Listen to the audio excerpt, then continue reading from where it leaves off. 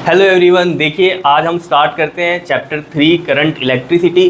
देखो, इससे पहले जो हमारे दो चैप्टर थे जो कि इलेक्ट्रोस्टैटिक्स के अंडर आते थे, वहाँ पर जो चार्ज था वो कैसा था, रेस्ट में था। अब जो करंट इलेक्ट्रिसिटी यहाँ पर स्टार्ट हो रही है, यहाँ पर क्या होगा, अब चार्ज क्या करेगा, फ्लो करेगा। और जब चार्ज फ्लो करता है तब क्या आता है, करंट। तो अभी इसका नाम क्या है, करंट इलेक्ट्रिसिटी। क्या इतनी बात क्लियर है? तो चलो स्टार्ट करते हैं। सबसे पहले हमारा है क्या, इलेक्ट्रिक करंट। तो इलेक्ट्रिक करंट ये आपने क्लास 10th में भी पढ़ा हुआ है, क्या होता है, charge flow per unit time या फिर rate of flow of charge. तो यही लिख रखा है, it is defined as the flow of charge per unit time. तो अगर हम करंट की बात करें तो करंट के लिए क्या बन जाएगा आपके पास, चार्ज फ्लो अपॉन में क्या आएगा, टाइम आ जाएगा। ठीक है, इसको अगर हम लिखें, आई करंट का सिंबल हो गया, चार्ज का सिंबल आपको पता है क्यू होता है और टाइम का टी होता है। क्लियर है, q by t. Charge flow कर रहा है एक पर्टिकुलर टाइम में, मतलब कि कितना चार्ज फ्लो कर रहा है कितने टाइम में, उस पर क्या करता है, डिपेंड कर रहा है हमारा करंट। देखो कैसे, जैसे हमने कहा ये एक कंडक्टर है मान लो, ठीक है, इस तरीके से मान लो, और यहाँ पर हमने इसको इस एक बैटरी से कनेक्ट किया है, ठीक। तो ऑब्वियस सी बात है, ये पॉजिटिव है ये नेगेटिव है। जो इसके इलेक्ट्रॉन्स होंगे वो कहाँ होंगे, बताओ जल्दी से। इलेक्ट्रॉन्स इधर पॉजिटिव की तरफ भागेंगे ऐसे, ठीक है। तो हम ये कह रहे हैं यहाँ पर कि ये जो इलेक्ट्रॉन्स हैं या जो ये हम बोलते हैं चार्ज, क्योंकि आपको पता है कंडक्टर में जो फ्री चार्ज होता है या फ्री क्या बोलते हैं हम, इलेक्ट्रॉन्स होते हैं, वो फ्लो करते हैं, ठीक है।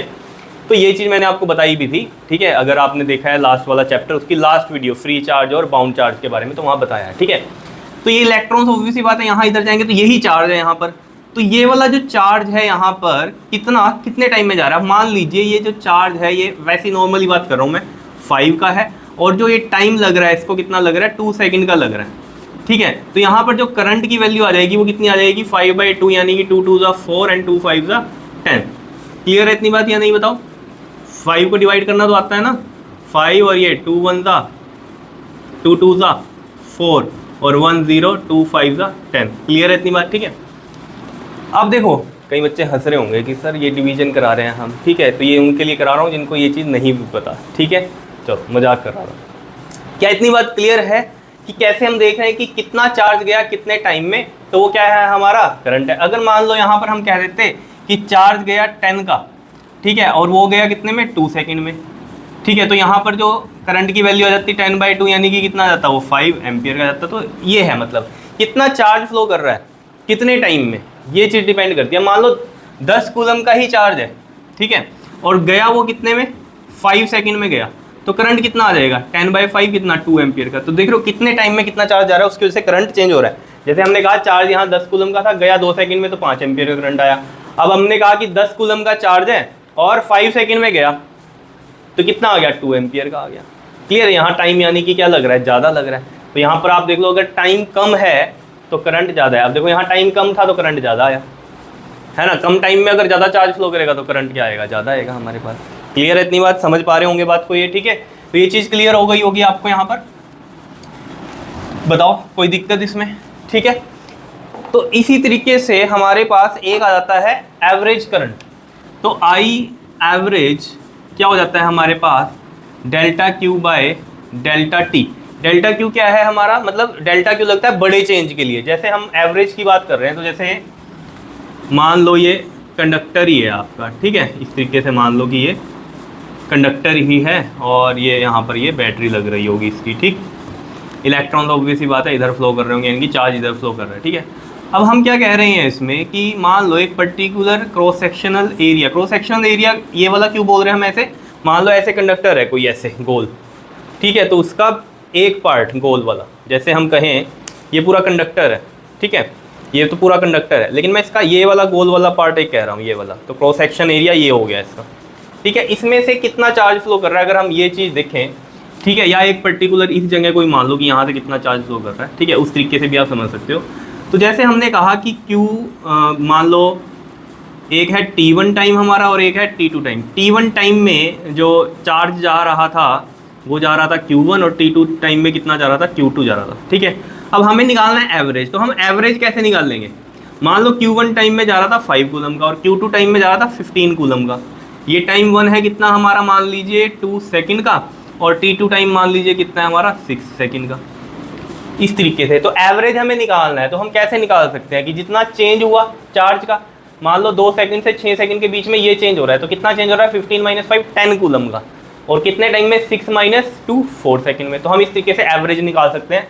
तो यहाँ पर हम लिख देंगे कि फाइनल चार्ज माइनस में इनिशियल चार्ज, और ये भी क्या है, फाइनल टाइम माइनस में इनिशियल टाइम। इस तरीके से आप समझ सकते हो, ठीक है।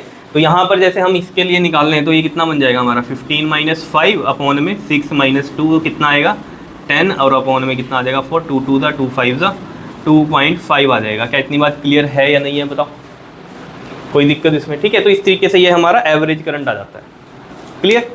तो ये हो गया एवरेज करंट। अब आता है हमारे पास आई इंस्टेंटेनियस। इंस्टेंटेनियस करंट क्या होता है, पर्टिकुलर एक टाइम में, तो वो क्या होता है, D Q by D T, small change in current in small time. तो इसमें ही हम क्या करते हैं, यहाँ पर इस वाले में ही अगर आप देखोगे, डेल्टा टी को अप्रोचेस टू जीरो कर देते हैं, तो हमारा इंस्टेंटेनियस करंट बन जाता है। मतलब डेल्टा टी क्या, चेंज इन करंट ही हमने क्या, चेंज इन टाइम जीरो कर दिया, चेंज इन टाइम जीरो कर दिया, तो मतलब क्या है, एक पर्टिकुलर टाइम में हम पूछ रहे हैं। तो फिर क्या हो जाता है, ये हमारा चार्ज का डेरिवेटिव आ जाता है D Q by D T. क्या इतनी बात क्लियर है या नहीं है, ये समझ में आ रही है बात, ठीक है। इसको आप ऐसे समझ सकते हो कि जैसे आपको कहा कि यहाँ पर इसमें टाइम 3 सेकंड पे बताओ कितना करंट आ रहा है, ठीक है ना। 3 सेकंड मतलब पूरे जब 3 सेकंड हुए यहाँ पर, तब कितना करंट आया, that is a instantaneous current. Particular time में कितना करंट जा रहा है, that is a instantaneous current. तो वो हमारा D Q by D T से निकलता है। क्या इतनी बात क्लियर है या नहीं है, बताओ, कोई इसमें दिक्कत थोड़ी सी भी, ठीक है। अब देखो हम बात करते हैं अब किसकी, कि एसआई यूनिट क्या होता है इसका। एसआई यूनिट क्या होता है बताओ, सभी को पता है आपको, एम्पियर होता है, एम्पियर, और इसको हम ए से डिनोट करते हैं। मैंने आपको बताया था साइंटिस्टों के नाम पे जितने भी यूनिट्स हैं उनके लिए कैपिटल ही यूज़ होता है। जैसे कूलम में सी बड़ा आता है, चार्ज का जो यूनिट होता है, उसी तरीके से, ठीक है। और ये तो आपको पता ही है, चार्ज का क्या होता है, कूलम होता है, और इसका सेकंड होता है, कूलम पर सेकंड भी इसमें बन सकता है, ठीक है, क्लियर है, कूलम पर सेकंड। लेकिन जो ऐसा यूनिट हम जो यूज़ करते हैं नॉर्मली, वो क्या है, एम्पियर, ए से हम लिखते हैं, ठीक है। किससे मेजर करते हैं इसको, हम एमीटर से मेजर करते हैं। किससे, एमीटर। जैसे वोल्टेज को किससे मेजर करते हैं हम, वोल्ट मीटर से। ऐसे करंट को किससे करते हैं, एमीटर। नाम का कैसे हुआ इसका, ए एम से एम्पियर मीटर, एम्पियर मीटर को ही शॉर्ट कर दिया, कैसे, एम मीटर से, क्लियर है। अब बात करते हैं मेन इसकी, कि ये स्केलर क्वांटिटी है या वेक्टर क्वांटिटी है। अब आपको ये चीज़ पता है कि इलेक्ट्रॉन्स ऐसे फ्लो कर रहे हैं पॉजिटिव्स की तरफ, ठीक है ना। लेकिन हम करंट को क्या बोलते हैं, कि करंट फ्लो करता है पॉजिटिव से नेगेटिव, है ना। तो मतलब इसकी पर्टिकुलर एक डायरेक्शन है, क्योंकि करंट को हम क्या बोलते हैं, अपोजिट फ्लो ऑफ इलेक्ट्रॉन्स, है ना। तो इलेक्ट्रॉन अगर यहाँ नेगेटिव से पॉजिटिव जा रहे हैं, तो करंट हम बोलते हैं पॉजिटिव से नेगेटिव। तो यानी कि पर्टिकुलर डायरेक्शन तो है, लेकिन फिर भी हम इसको वेक्टर नहीं बोलते। चाहे डायरेक्शन है लेकिन वेक्टर नहीं बोलते, क्यों, क्योंकि जो वेक्टर एडिशन के रूल्स है ना, वो इसमें एप्लीकेबल नहीं होते। तो इसको हम क्या मानते हैं, ये एक स्केलर क्वांटिटी है जिसका मैग्नीट्यूड है, ठीक है। और कारण क्या है, इसको वेक्टर क्यों नहीं मानते जबकि डायरेक्शन भी है, क्योंकि वेक्टर एडिशन के इसमें रूल फॉलो नहीं करते। जैसे कि मान लो यहाँ से ये करंट गया 5 एम्पियर का, और यहाँ से ये करंट गया कितना, 2 एम्पियर का। तो वेक्टर के एडिशन के अकॉर्डिंग तो ये माइनस होनी चाहिए, 5 माइनस 2 3 होना चाहिए, ठीक है। लेकिन यहाँ पर क्या होता है, नॉर्मल जो स्केलर में एडिशन होती है ना, वही यहाँ पर चलती है। 5 और 2 कितना हो गया, यहाँ पर 7 एम्पियर का करंट आ रहा है। बात समझ रहे हो। जैसे आप कुछ लेने गए, जैसे मान लो आपने कहा कि 2 kg चीनी दे दो, ठीक है। फिर आपने कहा 3 kg चीनी भी और दे दो, तो कितने हो गए, टोटल 5 हो गए ना। तो ऐसे स्केलर एडिशन होती है। ऐसे यहाँ पर भी करंट में भी क्या होती है, हमारी स्केलर एडिशन ही होती है, इसलिए ये हम स्केलर बोलते हैं, ठीक है। तो यहाँ पर लिखा हुआ है क्या, it is a scalar quantity but according to convention its direction is from positive terminal of battery to the negative terminal of battery. लेकिन कन्वेंशन जो है, कन्वेंशन का मतलब क्या है, यहाँ पर देखो, जो इलेक्ट्रॉन्स फ्लो कर रहे हैं, ठीक है ना, वो नेगेटिव से पॉजिटिव कर रहे हैं, तभी हम कहते हैं करंट आया। जो इलेक्ट्रॉन फ्लो कर रहे हैं नेगेटिव से पॉजिटिव, इसको हम क्या बोलते हैं, इलेक्ट्रॉनिक करंट बोलते हैं। क्या बोलते हैं हम इसको, इलेक्ट्रॉनिक करंट बोलते हैं, याद रखना, ठीक है। लेकिन जब हमने देखा क्या, बाय कन्वेंशन की जो चीज़ हम देखते आए हैं, कन्वेंशन का मतलब क्या, जो चीज़ हो रही है कि जो चार्ज जाता है वो भी क्या जाता है, हाइयर टू लोअर पोटेंशियल जाता है ना, चार्ज भी हाइयर टू लोअर जाता है, ठीक है। और आपने देखा होगा, जैसे मान लो कोई वाटर फ्लो कर रहा है, वाटर फ्लो भी हाई से लो ही जाता है, या हीट जो ट्रांसफर होती है वो हाई टेम्परेचर टू लो ही जाती है। जैसे मान लो कोई गर्म चीज़ आपने रख दी, ठीक है, तो वो थोड़ी देर में ठंडी होगी, तो हाई टू किस में हो रही है, वो लो, हीट ट्रांसफर हो रही है। क्लियर है इतनी बात या नहीं, समझ रहे हो। जैसे हम इसको ऐसे समझें, जैसे ऐसे समझो, जैसे जैसे इस तरीके से समझो जैसे ये आपके पास एक कंडक्टर है, इसका 25 डिग्री सी टेम्परेचर है, ठीक है, लेकिन बाहर का कितना है, मान लो कितना है बाहर, 29 डिग्री टेम्परेचर है, ठीक है। तो यहाँ से ये जो हीट है ट्रांसफ़र होगी किसमें, इसमें। बात समझ रहे हो, ऐसे होता है, सराउंडिंग से हीट ट्रांसफ़र होती है इसमें, तभी हम क्या बोलते हैं यहाँ पर, थर्मल वेलोसिटी आ जाती है इलेक्ट्रॉन्स के पास, जो रैंडमली इधर उधर मूव करते हैं। वो कैसे आई, थर्मल एनर्जी मिली उनको। वो कैसे आई, थर्मल एनर्जी बाहर से आई। क्लियर है ये चीज़, अभी क्लियर हो जाएगी आगे आपको। लेकिन क्या इतनी बात समझ में आ रही है? तो इसीलिए जब हमने देखा सब कुछ हाई टू लो जा रहा है, तो करंट के लिए भी ये बोला गया कि इसको भी क्या बोलेंगे हम, कि ये कैसे जा रहा है, positive to negative, higher to lower. क्या इतनी बात क्लियर है, समझ में आई? बाय कन्वेंशन इसको क्यों कहा हमने कि positive to negative terminal of the battery पे ये जाता है, फ्लो करता है। क्या इतनी बात क्लियर है, बताओ, समझ में आया? इसे नोट करो जरा, फिर मैं टाइप ऑफ करंट के बारे में बताता हूँ। करो जल्दी से इसको नोट।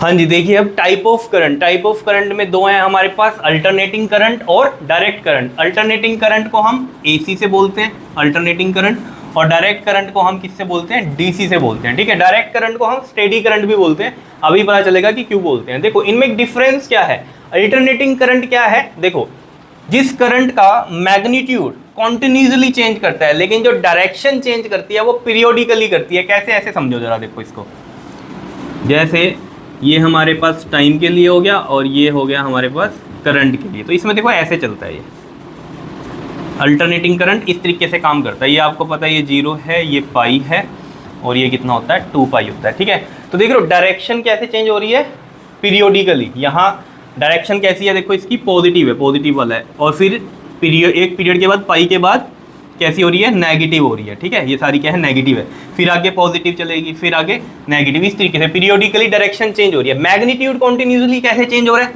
देखो अगर यहाँ पर वैल्यू है इसकी 1 2 3 4 5 6 7 8 9 10 11 12 13 ऐसे, देखो इस पर्टिकुलर जो टाइम पे ये वाली वैल्यू है इसकी, इस पर्टिकुलर टाइम पे देखा जाए तो ये वैल्यू है, इस पर्टिकुलर यहाँ इस वाले टाइम पे ये वैल्यू है करंट की। ये मतलब क्या है कि हर टाइम क्या हो रहा है, इसकी जो मैग्नीट्यूड है मतलब वैल्यू, ठीक है ना, जैसे 1 2 3 4 5 ऐसे कुछ भी हो सकते हैं। तो ऐसे टाइम के अकॉर्डिंग क्या हो रही है, मैग्नीट्यूड इसका, यानी कि इसके जो नंबर है, करंट की जो वैल्यू है वो चेंज हो रही है कॉन्टिन्यूसली। यहाँ तक ये देखो, यहाँ पर मैक्सिमम जाएगी इसकी, फिर डिक्रीज होनी शुरू हो गई, फिर क्या हो गई, डायरेक्शन चेंज होगी पीरियोडिकली, मतलब यहाँ पर नेगेटिव में आ गई अब, और यहाँ पर ये देखो अब नेगेटिव में ऐसे इस तरीके से चल रही है। ये क्लियर है, इतनी बात बताओ, समझ में आया?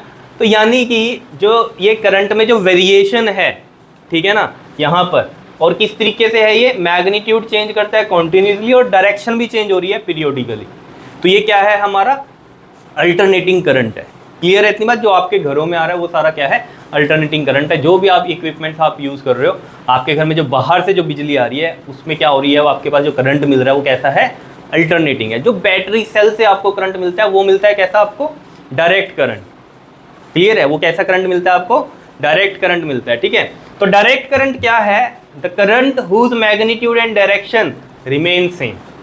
मैग्नीट्यूड भी सेम रहता है इसका, और इसकी डायरेक्शन भी सेम रहती है, इज नोन एज डीसी। और इसको हम क्या बोलते हैं, और स्टेडी करंट भी बोलते हैं हम इसको, ठीक है। स्टेडी करंट इसीलिए ही बोलते हैं क्योंकि ना तो इसका मैग्नीट्यूड चेंज होता है और ना ही इसकी डायरेक्शन चेंज होती है। तो इसके लिए अगर हम बनाएं तो ऐसा बनेगा, देखो ये टाइम के लिए हो गया, ये करंट के लिए, जैसे पर्टिकुलर ये 5 एम्पियर पे है कोई वैल्यू, ठीक है, 5 एम्पियर है करंट की वैल्यू, ठीक है। तो ये पूरा टाइम क्या रहेगी, 5 एम्पियर ही रहेगी। इस पर्टिकुलर टाइम पे देखोगे तब भी 5 एम्पियर ही है, यहाँ पर्टिकुलर टाइम पे देखोगे तब भी क्या है, 5 एम्पियर ही है, ठीक है।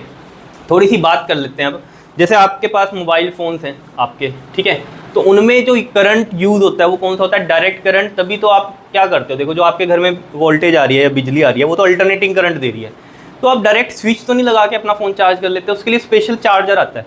वो चार्जर क्या कर रहा है, एक तो वोल्टेज डाउन कर रहा है, बाहर से 220 आ रही है, और जो चार्जर है वो आपका 3 वोल्ट या 5 वोल्ट पे कन्वर्ट कर रहा है उसको, ठीक है। फिर दूसरा काम क्या है उसका, उसको अल्टरनेटिंग से डायरेक्ट में भी चेंज कर रहा है, क्योंकि आपके फ़ोन को जो करंट चाहिए वो कैसा चाहिए, डायरेक्ट करंट चाहिए, तो वो डायरेक्ट करंट दे रहा है, क्योंकि बैटरी है आपके फ़ोन में तो उसे डायरेक्ट करंट चाहिए। समझ रहे हो इतनी बात या नहीं, बताओ। जैसे इन्वर्टर है, ठीक है ना, इन्वर्टर क्या कर रहा है, इन्वर्टर हम बोल देते हैं, इन्वर्टर आपके घर में भी लगा होगा, ठीक है ना, तो उसको क्या कर रहा है, वो बाहर से अल्टरनेटिंग आ रही है, ठीक है, और उस इन्वर्टर के साथ आपने लगाई हुई है बैटरी। तो जब आपके घर की लाइट चली जाती है तब इन्वर्टर काम करता है। इन्वर्टर काम कैसे कर रहा है? बैटरी से करंट ले रहा है। बैटरी तो डायरेक्ट करंट दे रही है, बैटरी क्या दे रही है? डायरेक्ट करंट दे रही है। और आपके घर में जो इक्विपमेंट लगे हुए हैं उनको क्या चाहिए? अल्टरनेटिंग करंट चाहिए।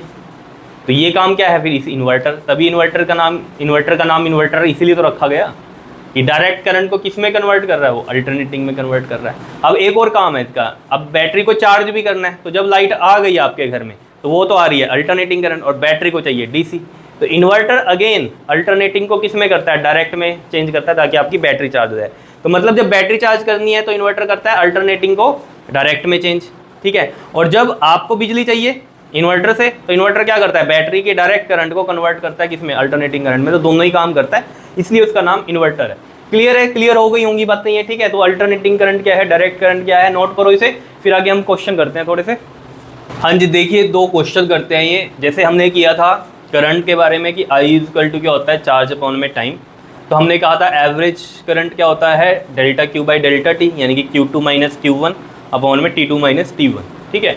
और क्या किया था हमने? I इंस्टेंटेनियस, जिसका था हमारे पास क्या? DQ बाई DT, ठीक है, यानी कि डिफ्रेंशिएशन थी वहाँ Q की विद रिस्पेक्ट टू टाइम। तो यहाँ पर क्वेश्चन उन्हीं के ऊपर है। क्या कह रहा है क्वेश्चन फर्स्ट में? इफ़ Q इज़, देखो यहाँ करते हैं हम सॉल्यूशन फर्स्ट का। कहता है Q इज इक्वल टू कितना है हमारे पास? टी स्क्वेयर प्लस में 4t प्लस में 5। Find the I instantaneous at t equal to 3 second. देखो I इंस्टेंटेनियस निकालना है, तो I इंस्टेंटेनियस का जो फॉर्मूला था वो क्या था? dq बाई dt, ठीक है। और t इक्वल टू 3 सेकेंड में, तो सबसे पहले तो dq बाई dt करना है, यानी कि डिफ्रेंशिएशन करनी है q की विद रिस्पेक्ट टू t। तो हम कैसे लिखेंगे यहाँ पर? देखो d by dt of q की वैल्यू रख दो टी स्क्वेयर प्लस में 4t प्लस में 5। तो हमें डिफ्रेंशिएशन आती है करनी, टी स्क्वेयर है तो ये 2 आगे आ जाता है, पावर आगे आ जाती है, और इसमें से क्या हो जाता है? एक माइनस आता है, 2 माइनस 1 1 हो गया, ठीक है। प्लस में इसमें भी एज इट इज़ यही होता है, 4 एज इट इज़ लिखते हैं। अगर टी के या कोई भी हमारा विद रिस्पेक्ट टू है उसके आगे कोई नंबर है तो एज इट इज़ टी की करो। टी के ऊपर क्या है? 1 1 आगे आ जाएगा, तो 4 इंटू 1 4, ठीक है। और t की पावर कितनी? 1 है ना यहाँ, और माइनस 1 करेंगे तो 0 आती है डिफ्रेंशिएशन आपको, तो कोई दिक्कत नहीं है, ठीक है। तो प्लस में 5 ये कांस्टेंट है, इसकी क्या होती है? 0 हो जाती है। तो देखो यहाँ पर क्या डिफ्रेंशिएशन बन गई? 2t प्लस में 4t की power 0 is 1, something power 0 is 1। तो ये क्या हो गया हमारे पास? 4 आ गया, 4 इंटू 1 4, ठीक है। अब उसने क्या बोला था? I इंस्टेंटेनियस, तो ये निकल गया हमारा, लेकिन I इंस्टेंटेनियस उसने क्या बोला? At 3 second. तो टाइम 3 सेकेंड पे करेंगे हम, t इक्वल टू 3 सेकेंड पे, तो 2 t की वैल्यू 3 पुट कर दी, 2 3 ज़ा 6 प्लस 4 कितना आ गया? 10 एम्पियर का करंट है। कब? 3 सेकेंड पर। जब 3 सेकेंड हुए तो 3 सेकेंड पे हमने देखा करंट कितना है? 10 एम्पियर का। इंस्टेंटेनियस का मतलब ये है, क्लियर है। उसके बाद हम बात करते हैं I एवरेज की। देखो अगर ये हमारा A पार्ट है इसका, ठीक है, और ये है B पार्ट, तो A पार्ट ये हो गया। अब B पार्ट की बात करते हैं। देखो B पार्ट में क्या कह रहा है? कहता है I एवरेज निकालना है फ्रॉम 0 टू 2 सेकेंड। तो यानी कि यहाँ पर जो T1 है वो है 0, और जो T2 है वो कितना है हमारे पास? 2 सेकेंड है। तो I एवरेज का जो फॉर्मूला होता है वो क्या होता है आपके पास? Delta Q by delta T। इसका मतलब क्या होता है यहाँ पर? ये Q2 माइनस में Q1 अपॉन में, बताओ, T2 माइनस में T1 होता है, ठीक है। अब देखो जरा यहाँ पर हम कैसे निकाल लेंगे Q2 और Q1। Q हमें पता है, Q2 कब होगा? T2 टाइम पे, ठीक है ना। तो हम यहाँ निकालते हैं, देखो यहाँ पर Q at T is equal to कितना? 0 पे निकाल लें पहले, ठीक है। तो 2 निकाल देते हैं, Q2 निकालते हैं पहले। T इज इक्वल टू कितना है? 2 सेकेंड पे, ठीक है। फाइनल वाला अगर हम बात करें तो देखो इसमें पुट करो, इस वाले में t स्क्वायर है तो यानी कि 2 का स्क्वायर प्लस 4, t की वैल्यू 2 है, प्लस में 5, कितना आ गया ये हमारे पास? 2 2 ज़ा 4, 4 2 ज़ा 8 प्लस में 5, 8 और 4 12, 2 2 ज़ा 4 एंड 4 2 ज़ा 8, 8 और 4 12 एंड 5 कितना हो गया आपके पास? 12 और 5 17 कूलम। फिर आप निकाल लो Q1, ये कब है? t इक्वल टू 0 पे है, तो 0 पुट करो, वहाँ t स्क्वायर है तो 0 का स्क्वायर प्लस 4, t की वैल्यू पुट कर रहा हूँ ना मैं, टाइम 0 है तो दिया हुआ, ठीक है। तो टाइम 0 है तो ये हमारा क्या था? T1 था, तो उसकी वजह से Q1 आएगा। ये T2 था हमारा तो Q2 आया। तो 4 इंटू में 0 प्लस में 5, तो ये कितना आ रहा है हमारे पास? 5 आ रहा है। क्या इतनी बात क्लियर है या नहीं है बताओ। 5 कूलम का चार्ज आ रहा है, ये 0 हो गया, ये 0 हो गया, बचा 5। तो यहाँ वैल्यू पुट करो आप, देखो Q2 की वैल्यू कितनी है 17 है, Q1 की कितनी आई है 5, T2 कितना है हमारा 2 है और T1 है 0। तो 17 में से 5 माइनस करो, कितना हो गया हमारे पास 12 भी होगा ना, 17 में से माइनस करोगे तो 5, और ये 2 कितना आ गया हमारे पास 6 एम्पियर का करंट आ गया। तो मतलब देख लो आप, मान लो जो भी कंडक्टर है उसमें 3 जब सेकंड हुए, 3 सेकंड में इंस्टेंटेनियसली देखा तो 10 एम्पियर का करंट था, ज़्यादा करंट हो गया होगा 3 सेकंड पे। लेकिन जब हमने देखा 0 से 2 सेकंड के लिए, 0 से 2 सेकंड के लिए देखा हमने एवरेज, तो कितना है 6 एम्पियर। तो यानी कि अगले ही सेकंड वो क्या हो गया, बढ़ गया होगा करंट। ये कहने का मतलब है इंस्टेंटेनियस में। और एवरेज क्या है 0 से 2 सेकंड का जो है हमारा करंट कितना है, एवरेज करंट कितना है 6 एम्पियर का है। क्या इतनी बात क्लियर है, समझ में आई है। करो इसे नोट, फिर हम क्वेश्चन नंबर 2 करते हैं। कर लिया नोट, चलिए 2nd क्वेश्चन पढ़ो जरा, बहुत ही सिंपल है वो भी, ठीक है। तो अब समझ में आ गए होंगे आपको किस टाइप के क्वेश्चन आपसे पूछे जाएंगे एग्जाम में, ठीक है। देखो जी आपके पास नेक्स्ट देखो क्या है, कहता है instantaneous current is, instantaneous current मतलब आई इंस्टेंटेनियस कितना दिया हुआ है आपको, t² प्लस में 1 दिया हुआ है, ठीक है। उसके बाद कहता है find the Q flow through a cross section between 0 to 3 second, ठीक है। चार्ज निकालना है 0 to 3 सेकंड के बीच में कितना फ्लो होगा। Find the number of electrons that flow in this time. अब देखो इस तरह के क्वेश्चंस में क्या करना है, अब देखो इंस्टेंटेनियस दिया हुआ है हमें, तो हमें पता है I इज इक्वल टू क्या है हमारे पास dQ/dt होता है इंस्टेंटेनियस की बात करें तो।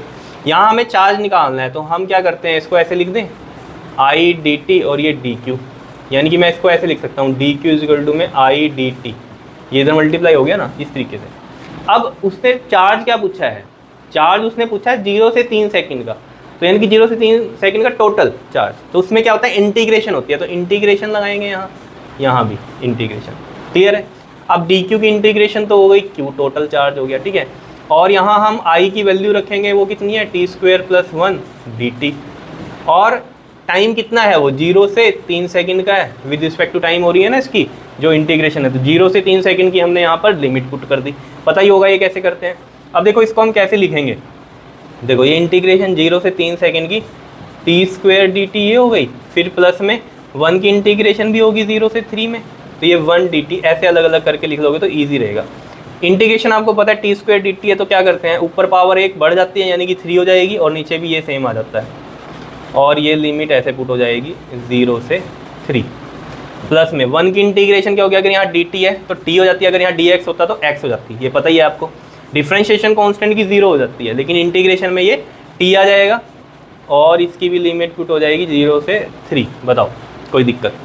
अब वही है, यहाँ पर पुट करो अपर लिमिट, तो 3/3, और ये t की वैल्यू 3 पुट करिए ना, तो इसका क्यूब भी है, माइनस फिर लोअर लिमिट पुट करोगे तो 0 का क्यूब अपॉन में 3, ये आ गया, प्लस में यहाँ पर भी 3 पुट करेंगे t में, ठीक है, फिर माइनस लोअर लिमिट ये 0 पुट कर देंगे, ठीक है। तो यहाँ पर देखो क्या आ रहा है हमारे पास, 3 3 9 3 27/3, ये तो कितना हो जाएगा 0 ही हो जाएगा, प्लस में ये कितना आ जाएगा 3, तो 3 9 27 हो गया, तो 9 प्लस में 3 कितना आ रहा है, ये दिखाई भी दे रहा है आपको, हाँ दिखाई दे रहा होगा। 9 प्लस 3 कितना हो जाएगा बताओ जी 12, तो 12 कूलम का जो है वो चार्ज आया है 0 to 3 सेकंड में, क्लियर है, इतना फ्लो हुआ है चार्ज।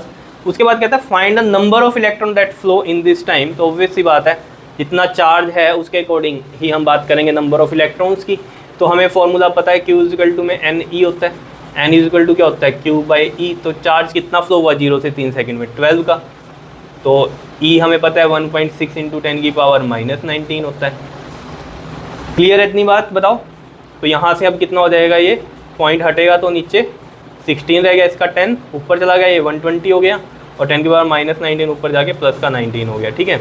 इसको कर दो 4 3 12, 4 4 16, 2 2 2 1 2 5 15/2, यानी कि कितना आ जाएगा ये 7.5 इंटू में 10⁻19 n है, यानी कि इतने नंबर ऑफ इलेक्ट्रॉन्स जाएंगे। क्या इतनी बात क्लियर है या नहीं है बताओ। सिंपल से क्वेश्चन थे लेकिन इम्पॉर्टेंट है, क्लियर। करो इनको नोट, फिर आगे करते हैं हम, जल्दी से करो नोट। हाँ जी, देखिए नेक्स्ट टॉपिक करते हैं हम अपना flow of electric charges in metallic conductor. तो देखो मेटेलिक कंडक्टर के बारे में आपको ये बात तो पता है कि कंडक्टर के अंदर जो मूव करते हैं वो क्या होते हैं, आपके पास फ्री इलेक्ट्रॉन्स होते हैं। जैसे कि मैंने आपको फ्री चार्ज में एल्यूमिनियम का एग्जांपल बताया था, तो वहाँ पर फ्री इलेक्ट्रॉन कितने थे, 3 थे एक एटम में। अब ऐसे तो आप कहोगे क्या 3 ही इलेक्ट्रॉन जा रहे हैं, नहीं, कितने सारे एटम होंगे, ठीक है ना। और तो उस तरीके से आप बात समझ सकते हो कि 3 इलेक्ट्रॉन फ्री हैं एक एटम में, और ऐसे पता नहीं कितने एटम्स होंगे इसमें, ठीक है। तो हम ये मान के चलते हैं कि इसमें जो फ्री इलेक्ट्रॉन्स हैं यहाँ पर, ठीक है, वो पड़े हैं जब केस हम क्या कर रहे हैं यहाँ पर कि अभी हमने इसको कोई बैटरी से कनेक्ट नहीं किया, कोई पोटेंशियल डिफरेंस नहीं दिया, ठीक है। ये चीज़ अभी मैं पढ़ा दूंगा आपको कि क्या लिखा है, लेकिन पहले समझ लो। तो यहाँ पर होता क्या है इन कंडक्टर्स के अंदर, जब हमने पोटेंशियल डिफरेंस भी नहीं दे रखा है तब भी ये इलेक्ट्रॉन्स रैंडम मूव करते हैं। कोई इस डायरेक्शन में मूव करता है, कोई इस डायरेक्शन में, कोई इस डायरेक्शन में, कोई इस डायरेक्शन में, कोई इस डायरेक्शन में, ऐसे रैंडम मूव करते हैं। क्यों मूव करते हैं? क्योंकि इनके पास क्या है, थर्मल स्पीड है। क्या है इनके पास? Thermal speed. Thermal speed, thermal speed आई कहाँ से? थर्मल एनर्जी से। कहाँ से आई? Thermal energy. थर्मल एनर्जी कहाँ से मिली? जो कि सराउंडिंग से प्रोवाइड हुई इसको थर्मल एनर्जी, तो उसकी वजह से इसमें क्या आई, थर्मल स्पीड आई। और थर्मल स्पीड भी बहुत हाई होती है इनकी, 10⁵ मीटर पर सेकंड। मतलब कितना हो गया ये, एक तरह से मान लो 100 किलोमीटर एक सेकंड में, तो बहुत स्पीड है ये तो। लेकिन फिर भी कंडक्टर अगर हमने कनेक्ट नहीं कर रखा बैटरी से तो आपको करंट नहीं लगता, जबकि चार्ज मूव कर रहे हैं। क्यों नहीं करंट लगता? क्योंकि इनकी पर्टिकुलर कोई डायरेक्शन नहीं है, कोई इधर मूव कर रहा है, कोई इधर। स्पीड है, लेकिन अगर इनकी हम एवरेज वेलोसिटी की बात करें तो वो 0 है। क्यों है एवरेज वेलोसिटी 0? मान लो इसकी U1 है, U2 है, U3 है, U4 ऐसे n तक है, ठीक है। तो कोई इधर जा रहा है, कोई इधर जा रहा है, कोई इधर जा रहा है, पर्टिकुलर डायरेक्शन तो नहीं है। मान लीजिए 3 इधर गए तो 3 ही इधर गए, कैंसिल कर दिए। तो एवरेज वेलोसिटी यहाँ क्या हो जाती है, 0 हो जाती है। और अगर हम बात कर रहे हैं कि इलेक्ट्रॉन है यहाँ पर और इनका रैंडम मोशन हो रहा है क्योंकि बाहर की थर्मल एनर्जी इनको मिल रही है, ठीक है। ये तो आपको पता ही है। मान लो बाहर टेम्परेचर 27 डिग्री है, इसका अंदर 25 है, तो हीट ट्रांसफर होगी हाई टू लो। तो इलेक्ट्रॉन्स क्या करेंगे, ये मूव करेंगे, लेकिन इनका मोशन क्या होता है, रैंडम होता है, पर्टिकुलर डायरेक्शन में नहीं होता। तो यहाँ करंट 0 क्यों हो जाता है? जैसे मान लो हमने कहा कि इतने पर्टिकुलर एरिया की बात करें तो मान लो 3 इलेक्ट्रॉन इधर गए, इस तरीके से मान लो 3 इलेक्ट्रॉन इधर गए, ठीक है, तो 3 ही इधर चले गए। ऐसे समझ लो इस बात को, अगर हम समझें तो चार्ज तो क्या हो गया, अगर हाँ यहाँ पर हम देखें इस पर्टिकुलर एरिया में चार्ज क्या हो गया, 0 हो गया। तो चार्ज अगर 0 हो गया तो करंट तो क्या होता है, Q/T। तो क्या हो जाएगा ये, 0/T कितना हो जाएगा, 0 हो जाएगा। बात समझ में आ रही होगी। तो करंट यहाँ पर 0 है।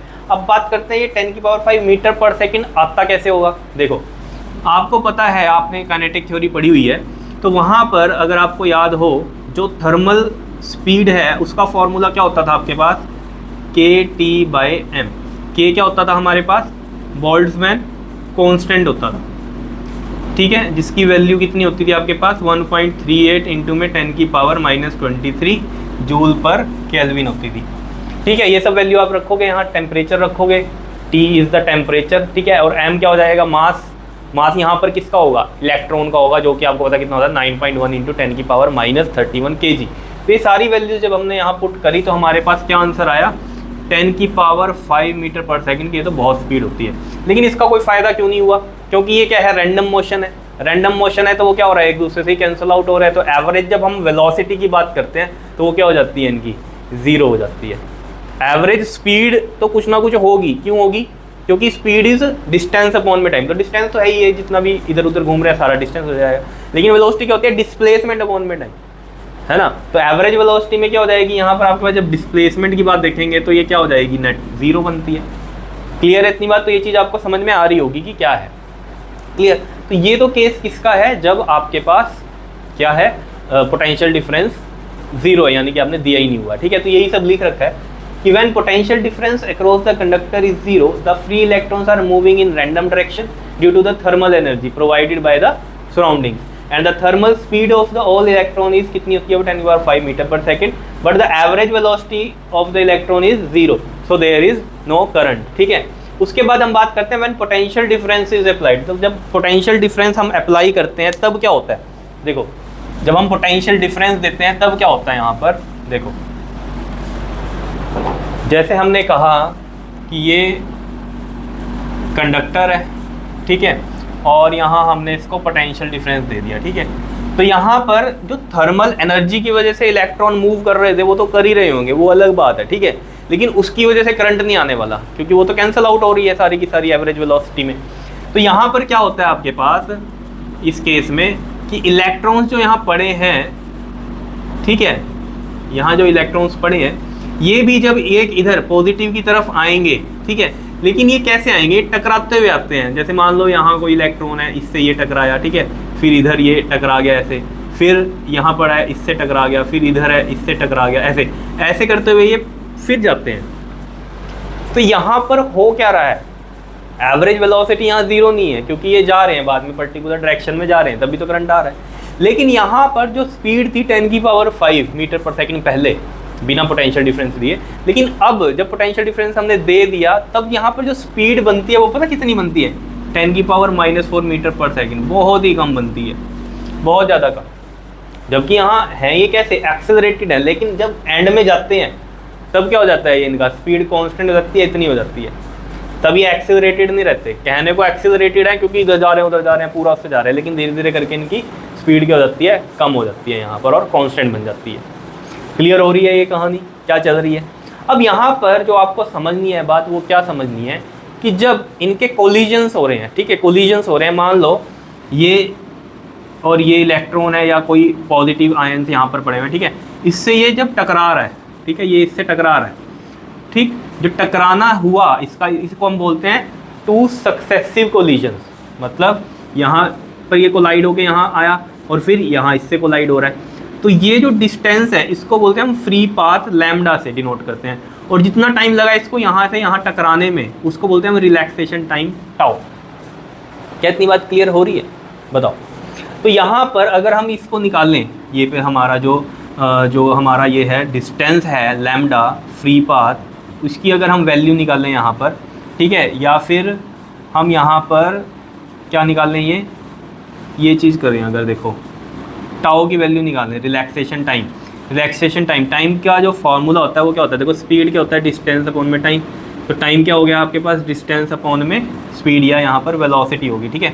तो डिस्टेंस इज लैम्डा और वेलोसिटी कितनी है यहाँ पर, इनकी जो वेलोसिटी है, ठीक है, तो वो हमारे पास क्या हो जाएगी, अब ड्रिफ्ट वेलोसिटी हो जाएगी। क्या होगी वो, ड्रिफ्ट वेलोसिटी होगी। जो ये एंड में अब जो वेलोसिटी से मूव कर रहे हैं इसको हम बोलते हैं ड्रिफ्ट वेलोसिटी। क्या इतनी बात क्लियर है। जब ये पोटेंशियल डिफरेंस यहाँ पर नहीं था, ठीक है, तब ये किस वेलोसिटी से थे बताओ, थर्मल वेलोसिटी से। तो उस केस में अगर हम बात करें कि लैम्डा, और क्योंकि टकरा तो वहाँ भी रहे हैं तो रिलैक्सेशन टाइम वहाँ भी है और फ्री पाथ वहाँ पर भी है, लेकिन वहाँ थर्मल वेलोसिटी आ जाएगी।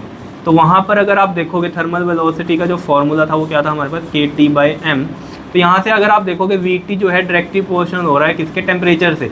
यानी कि अगर टेम्परेचर बढ़ेगा तो थर्मल वेलोसिटी बढ़ेगी, लेकिन अगर थर्मल वेलोसिटी बढ़ेगी तो रिलैक्सेशन टाइम कम हो जाएगा।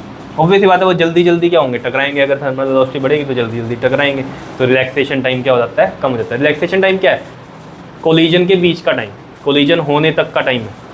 तो अगर टेम्परेचर बढ़ेगा थर्मल स्पीड बढ़ेगी, थर्मल स्पीड बढ़ रही है तो रिलैक्सेशन टाइम घट जाता है। ये उस केस की बात हो रही है यहाँ पर। क्लियर है इतनी बात, बताओ समझ में आ रही है। तो ये चीज़ आपको समझनी थी यहाँ पर कि जब आप पोटेंशियल डिफरेंस अप्लाई कर देते हो तो इलेक्ट्रॉन्स मूव करते हैं towards the positive terminal after many collision, काफ़ी कोलिजन्स के बाद। And in this average velocity is not zero because all electrons are moving in the same direction. बाद में तो एक सेम डायरेक्शन में ये मूव कर देते हैं, ठीक है। So there is current flow in the conductor. जो टाइम होता है ये मैंने बता दिया आपको, between the two successive collisions, इनको क्या बोलते हैं हम, रिलैक्सेशन टाइम बोलते हैं, टाउ से इसे डिनोट करते हैं। और जो distance between two successive collision होता है इसको हम क्या बोलते हैं, फ्री पाथ बोलते हैं, लैम्डा बोलते हैं, ठीक है। क्लियर है इतनी बात, बताओ। तो ये कहानी जो मैंने यहाँ पर बताई थी आपको, ये बताई थी जब पोटेंशियल डिफरेंस जीरो के केस में जब थर्मल स्पीड से मूव करते हैं, और यहाँ ये कहानी है जब ड्रिफ्ट वेलोसिटी से मूव करते हैं। तो जब हम ये लगा देते हैं कंडक्टर को बैटरी से, तब हम क्या बोलते हैं कि ये किस स्पीड से मूव कर रहे हैं, या जो वेलोसिटी है, क्योंकि स्पीड तो नहीं कहेंगे हम, क्या कहेंगे, वेलोसिटी कहेंगे। तो वो कौन सी है, ड्रिफ्ट वेलोसिटी है। क्लियर है इतनी बात। वो भी इसीलिए ही बोलते हैं हम, क्यों, क्योंकि काफ़ी सारे कोलिजन्स होने के बाद ही जाते हैं, तो इसलिए हम वो वेलोसिटी की बात करते हैं वहाँ पर, एवरेज, ठीक है। बताओ इसमें कोई दिक्कत। तो ये भी आपके लिए छोटा टॉपिक था, जो कि अभी हम ड्रिफ्ट वेलोसिटी का एक्सप्रेशन करेंगे ना, उसमें काम आने वाली है ये चीज़ें। तो इसको समझ लो और नोट कर लो, फिर करते हैं अगला। और इसमें देखो एक इलेक्ट्रिक फील्ड वाली कहानी भी समझ लो। देखो जैसे कंडक्टर को इलेक्ट्रिक फील्ड में रखा हुआ है तो क्या होता है, देखो जैसे यहाँ पर समझो,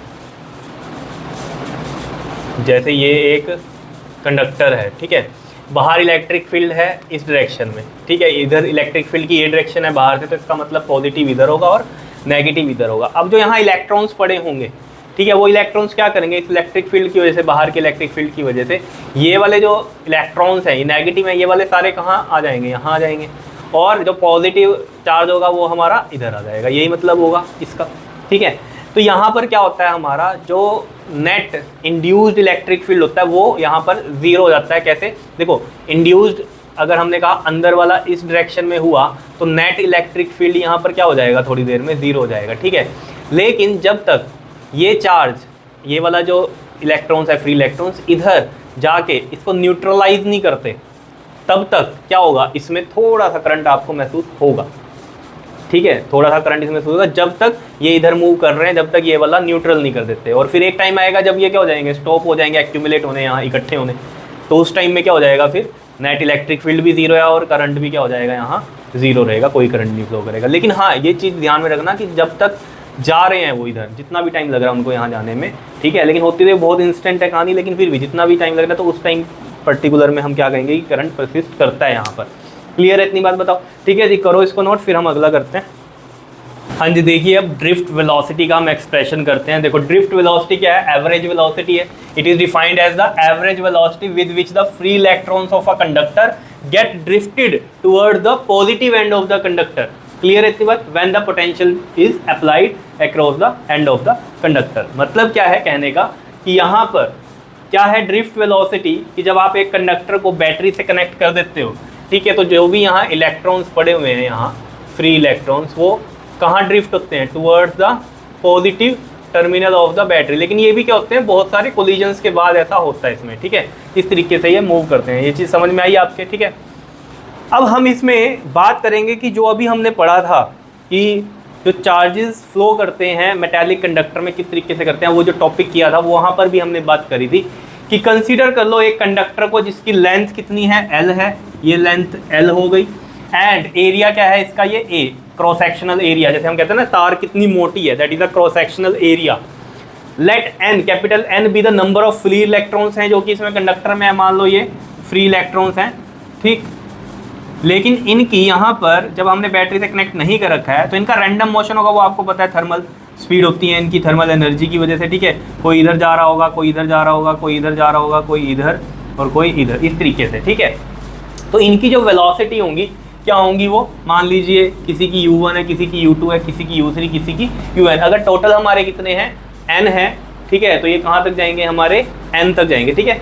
यहाँ पर देखो इसमें कंफ्यूज ना होना, मैं यहाँ पर ना स्मॉल n ही लिख लेता हूँ, लेकिन जब हम रिलेशन करेंगे ना करंट और ड्रिफ्ट वेलोसिटी का, तो वहाँ कहानी में कैपिटल N से हम टोटल नंबर ऑफ इलेक्ट्रॉन्स को करेंगे। लेकिन यहाँ पर चलो N से ले लो, क्योंकि यहाँ मैंने ये स्मॉल n लिखा है, ठीक है। तो U1 हो गया पहले इलेक्ट्रॉन का, U2 हो गई इनिशियल वेलोसिटी, दूसरे की U3 होगी, तीसरे की, ऐसे n नंबर ऑफ इलेक्ट्रॉन्स की वेलोसिटीज है इनिशियल, ठीक है। तो due to the random motion of electron, ये हमें पता है इनिशियल एवरेज वेलोसिटी क्या होती है इनकी, जीरो हो जाती है। तो U एवरेज में हम यहाँ पर लिखेंगे क्या, U1 प्लस में U2 प्लस में U3 and up to UN, और डिवाइड में क्या आ जाता है, n आ जाता है। मान लो 4 होते हैं, ठीक है, इलेक्ट्रॉन, तो 4 की velocity U1 plus U2 plus U3 plus U4 upon में 4 आ जाता, समझ रहे हो। तो वही कहानी यहाँ पर करी है हमने, तो n तक है तो ये अपॉन में n कर दिया हमने, ठीक है। लेकिन ये कितनी होती है, 0 होती है, ये हमने अभी पढ़ा, फर्स्ट इक्वेशन यहाँ से हमारी बन गई, ठीक है। अब बात करते हैं हम, जब हमने इसको बैटरी से कनेक्ट कर दिया तो वही कहानी है जो डेफिनेशन में थी कि let the conductor is connected with the battery due to which electron present in the conductor start drifting towards the terminal of the battery. तो ऑब्वियसली बात है ये कहाँ जाएंगे, पॉजिटिव टर्मिनल की तरफ मूव करेंगे। लेंथ इसकी भी L है, एरिया इसका भी कितना है, A है। क्लियर है। नाउ अब हम बात करें, अगर यहाँ पर अगर ये इसकी तरफ मूव कर रहे हैं तो यहाँ फोर्स भी लग रही होगी। Now force on each electron, तो वो कितनी होगी फोर्स, बताओ जरा। फोर्स का फॉर्मूला होता है QE, पता है ना, ये E का फॉर्मूला होता है F अपॉन में Q, यही होता है। E का फॉर्मूला क्या होता है, F अपॉन में Q। तो यहाँ से हमारे पास फोर्स कितनी आ गई, QE आ गई। क्या इतनी बात क्लियर है। तो चार्ज क्या है, इलेक्ट्रॉन का है, तो हम यहाँ पर क्या लिख लेते हैं, E लिख लेते हैं चार्ज पर, और ये वेक्टर हो गया। क्लियर है इतनी बात या नहीं, बताओ।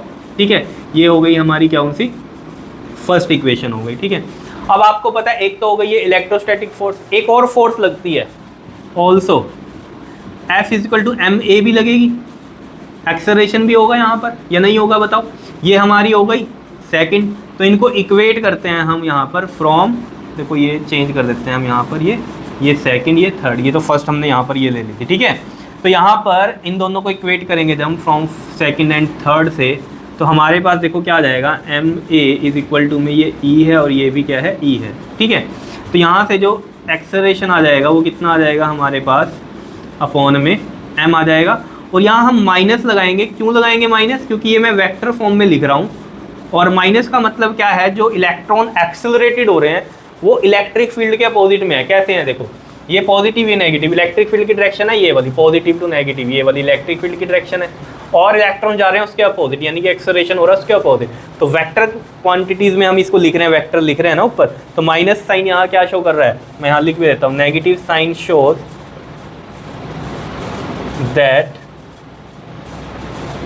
Electrons are accelerated opposite to the direction of electric field। Clear है, ये चीज़ ध्यान में रहनी चाहिए आपके, ठीक है। तो हम कई बार माइनस लिखते भी हैं और कई बार नहीं भी लिखते, तो वो यही कारण है। अगर मैं इसको वेक्टर फॉर्म में नहीं लिखूंगा तो माइनस हटा सकता हूँ, कोई दिक्कत नहीं है, ठीक है। इतनी बात, माइनस सिर्फ यहाँ शो क्या कर रहा है, डायरेक्शन को शो कर रहा है, ठीक है। क्लियर है इतनी बात। और ये जो एक्सेलरेशन है ये क्या है, कांस्टेंट है फॉर द ईच इलेक्ट्रॉन, तो मैं यहाँ लिख भी देता हूँ, it is a constant acceleration of each electron. Clear है इतनी बात, बताओ कोई दिक्कत इसमें, ठीक है। तो ये एक्सेलरेशन आ गया हमारे पास। अब यहाँ पर हमें वेलोसिटी की बात करनी है, final velocity of each electron की बात करेंगे हम, ठीक है। तो देखते हैं किस तरीके से आएगी, क्योंकि इनिशियल में तो जब हमने बैटरी से कनेक्ट नहीं किया तो U से ही लिखा हमने, यहाँ पर फाइनल में हम किससे लिखेंगे इसको, V1 V2 V3 से लिखेंगे, ठीक है। तो मैं यहाँ से यहाँ पर कर देता हूँ, ये हटा देता हूँ, ये नोट कर लो जरा इधर का, फिर ये रब करता हूँ मैं यहाँ से, ठीक है। पॉज करके कर लेना नोट, यहाँ से मैं इसको रब कर रहा हूँ, ठीक, क्लियर। इतना पार्ट यहाँ से डिलीट कर देते हैं, ठीक है। ये फर्स्ट इक्वेशन भी याद रखना, ये वाली क्या है, 0 आई थी हमारे पास, ठीक है, इसका भी यूज़ होने वाला है, ठीक। तो यहाँ से स्टार्ट करते हैं हम अपना ये, ठीक है।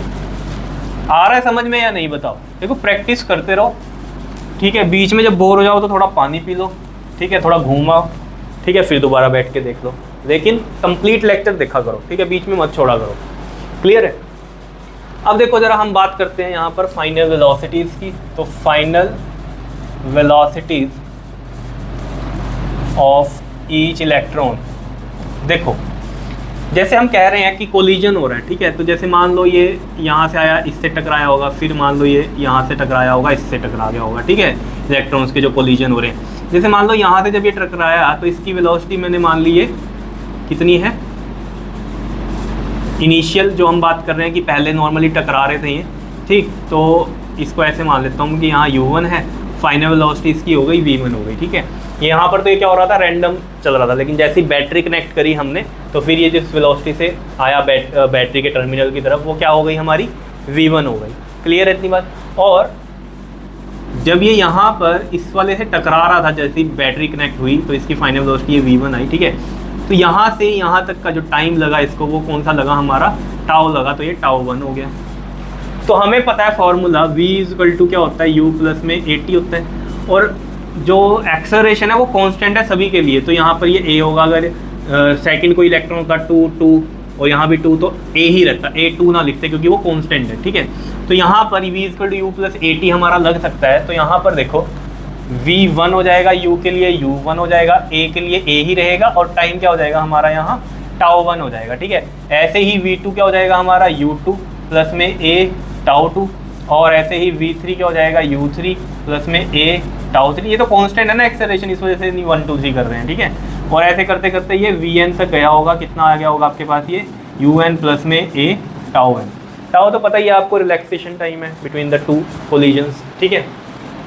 तो यहाँ पर ये चीज़ आ गई आपके पास। अब आपको पता है एवरेज वेलोसिटी, फाइनल दिख रहा है ये, फाइनल एवरेज वेलोसिटी क्या हो जाएगी आपके पास, V1 प्लस में V2 प्लस में V3 up to Vn upon में क्या आ जाएगा n।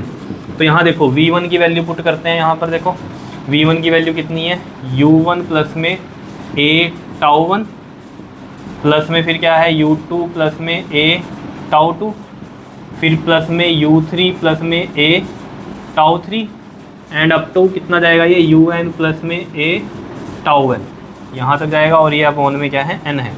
तो यहाँ पर देखो अगर मैं ये वाले U वाले अलग लिख लूँ, यहाँ पर U1 प्लस में U2 प्लस में U3 अप टू UN ऐसे लिख लूँ, और ये n तो सभी के नीचे है तो मैं इसके नीचे n लिख सकता हूँ प्लस में फिर यहाँ पर जो वैल्यू बची है a टाउ 1 a टाउ 2। अब ये ब्रैकेट ना लगाता तो मैंने अलग अलग लिख ली ना, U1 U2 U3 up to UN ये कर दिया, अपॉन में n कर दिया, a tau 1 a tau 2 a tau 3 up to ऐसे इस तरीके से। तो मैं a कॉमन लेकर टाउ 1 प्लस में टाउ 2 प्लस में tau 3 up to tau n करूँगा और नीचे क्या लगा दूंगा, यहाँ n लगा दूंगा।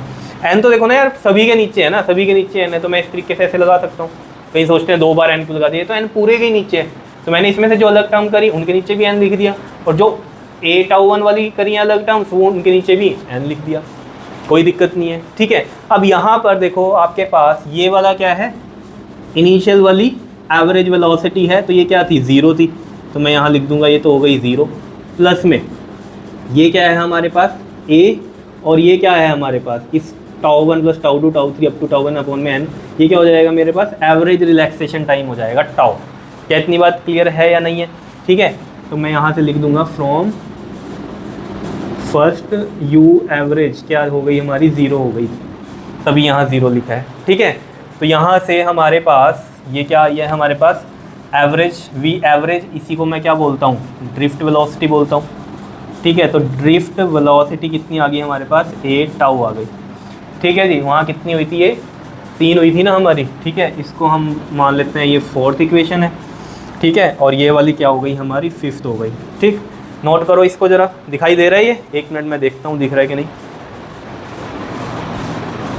हाँ दिखाई दे रहा है, ठीक है क्लियर है, बताओ। उसके बाद देखो मैं यहाँ से इसको रब कर रहा हूँ, ये नोट कर लो यहाँ तक। ठीक है, ये हटा देते हैं यहाँ से, पॉज करके नोट कर लिया करो, कहीं सोचते हैं हमने तो नोट नहीं किया सर ने रब कर दिया है। तो आप डिजिटली पढ़ रहे हो तो उसका यही फ़ायदा है कि आप पॉज कर सकते हो, है ना, और मुझे भी आगे पीछे घुमा सकते हो या नहीं, समझ में नहीं आया दोबारा पीछे करो या नहीं, ऐसे हो सकता है ना। और फिज़िकली जब आप पढ़ते हो कहीं पर तो फिर दोबारा समझाने के लिए आपको बोलना पड़ेगा, है ना। यहाँ पर तो क्या नहीं समझाया, दोबारा पीछे कर दिया, चाहे 50 बार पीछे करो बैठ के, है या नहीं, बताओ। चलो जी, अब देखो ज़रा यहाँ पर क्या करेंगे, हम पुट कर देंगे 4th को इन 5th में।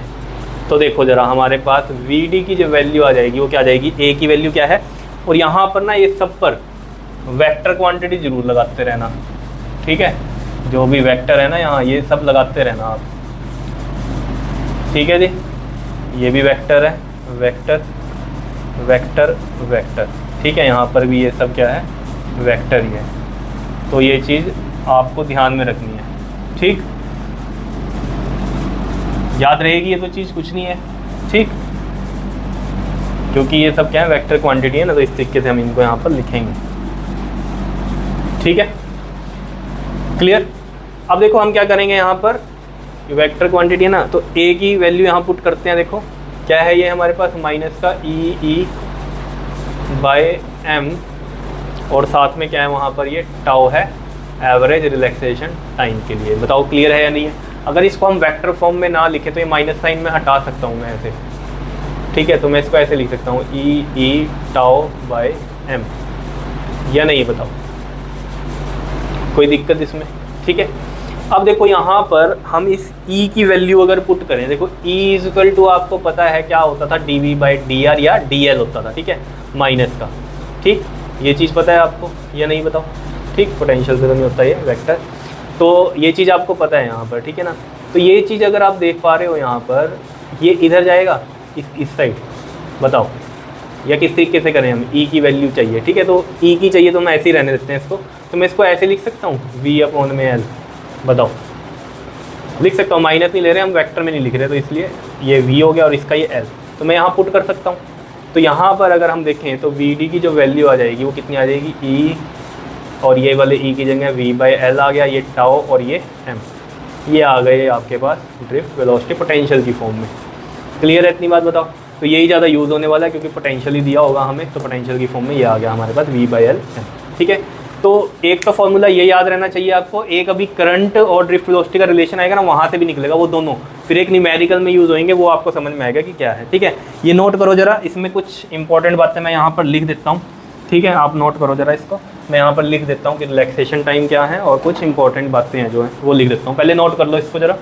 हाँ जी, देखिए मैंने यहाँ पर लिख दिया है टाउ के बारे में। टाउ क्या है? Is the average relaxation time and it is defined as the average time between any two successive collisions. क्या इतनी बात क्लियर है या नहीं है बताओ? ठीक है, ऑफ ईच इलेक्ट्रॉन। और नोट में हमने क्या लिखा कि फॉर कांस्टेंट पोटेंशियल, अगर पोटेंशियल कांस्टेंट है तो वीडी किसके इन्वर्सली है? लेंथ के, बिकॉज ई तो कांस्टेंट है ही है, टाउ भी कांस्टेंट है और मास भी कांस्टेंट है। बचा वी और एल, अगर पोटेंशियल कांस्टेंट है तो किसके इन्वर्सली है? वो लेंथ के, यानी कि लेंथ कम होगी तो ड्रिफ्ट वेलोसिटी क्या होगी? ज़्यादा होगी। ठीक है, फॉर कांस्टेंट लेंथ, अगर हमारी लेंथ कांस्टेंट है तो पोटेंशियल पे डिपेंड कर रहा है, तो v d direct proportional to v, v बढ़ाएंगे तो ड्रिफ्ट वेलोसिटी भी बढ़ेगी। ठीक है, और थर्ड क्या है कि if we increase the temperature of the conductor, ये मैंने पहले भी बताया था आपको, कंडक्टर का टेम्परेचर बढ़ाओगे तो काइनेटिक एनर्जी फ्री इलेक्ट्रॉन की कंडक्टर में क्या हो जाएगी? इंक्रीज करेगी, एंड ड्यू टू विच क्या होगा? कोलिजन भी बढ़ेगा, एंड ऑल्सो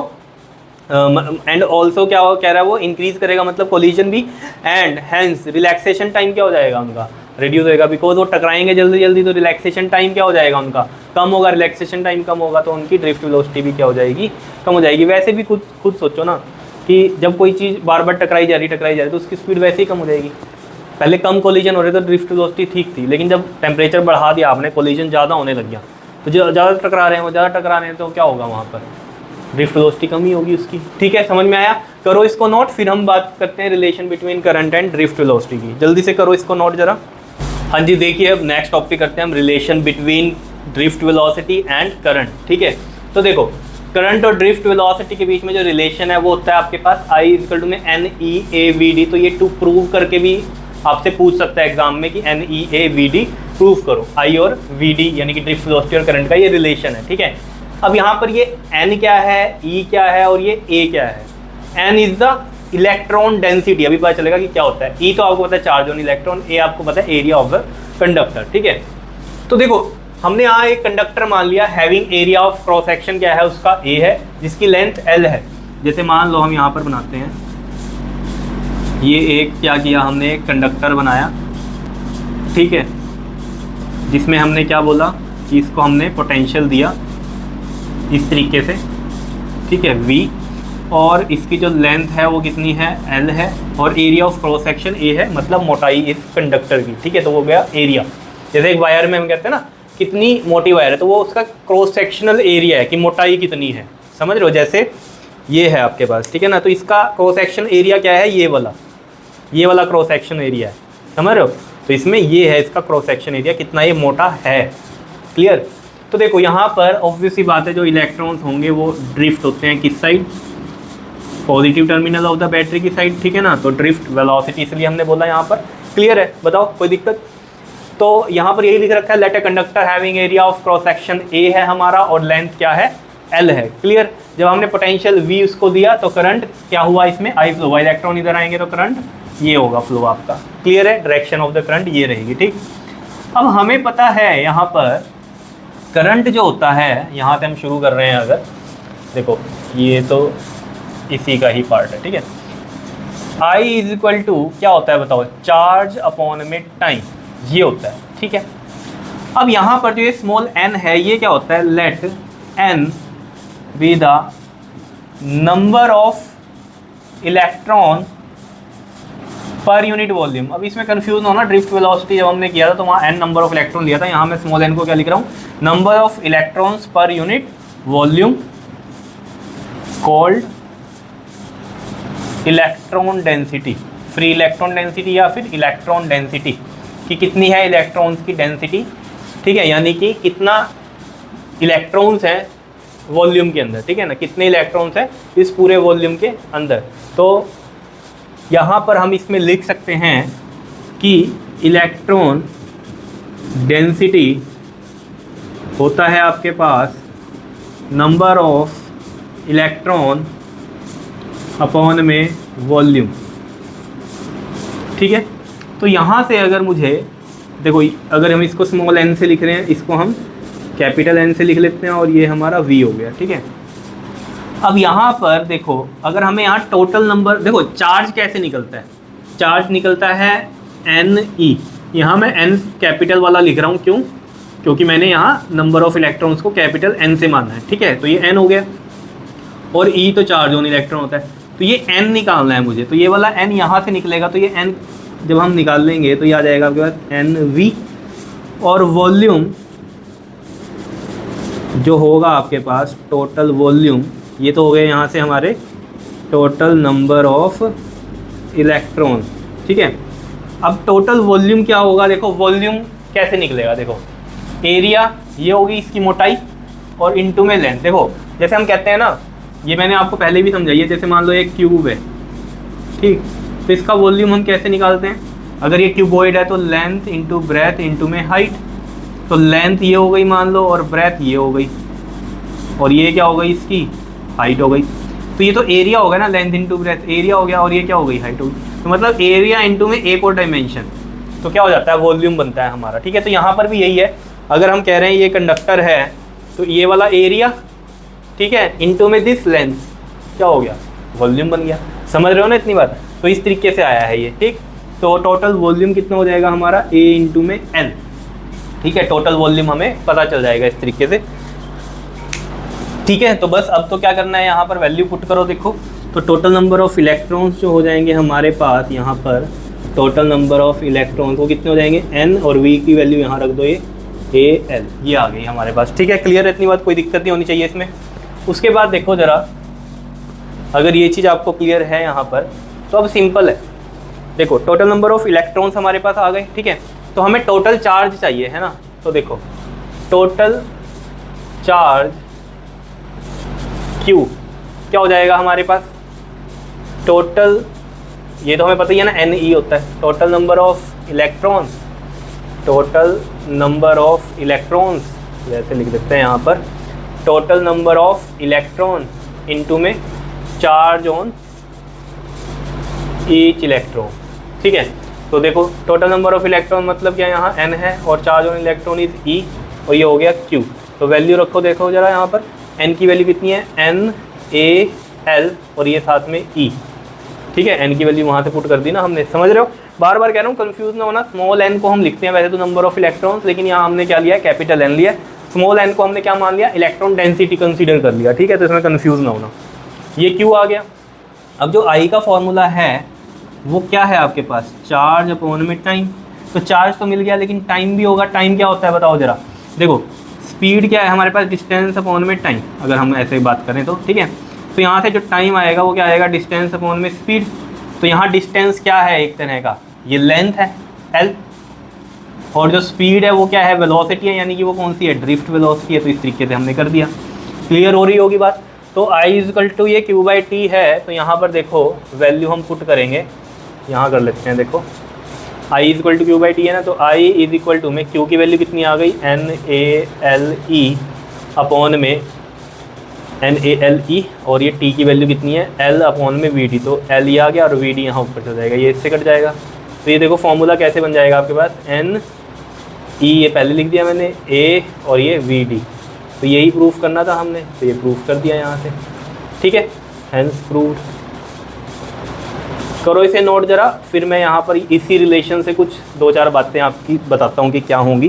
करो जल्दी से इसको नोट कर लो, कर लिया नोट, पॉज करके कर लेना नोट, ठीक है। मैं यहाँ पर इसको रब कर रहा हूँ, वहाँ से देखो उस रिलेशन से हम कुछ बातें बताएंगे, यहाँ पर क्या होंगी वो देखते हैं ज़रा उसको। देखो